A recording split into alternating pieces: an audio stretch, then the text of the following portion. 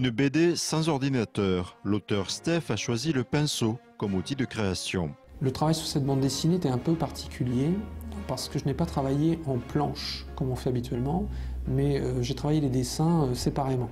Et donc chaque vignette était réalisée comme un petit tableau, d'abord dessin au crayon, puis aquarelle directe sans aucun trait de contour.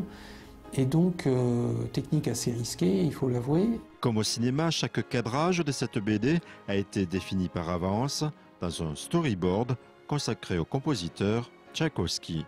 Tout de suite, ça a tilté en moi.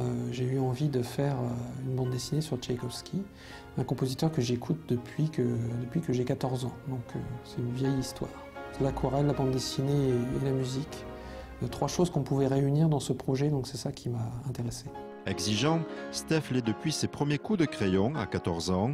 Ici, l'auteur s'est plongé dans la Russie du 19e siècle. Il fallait vraiment trouver le ton juste. J'ai eu la chance de rencontrer quelqu'un à Épinal qui a un stock énorme d'illustrés de l'époque. Et donc il m'a ouvert ses portes très gentiment et j'ai pu avoir pas mal de documentation sur les costumes.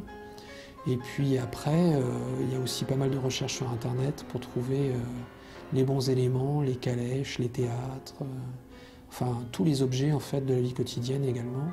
Chaque image avait son lot de documentation.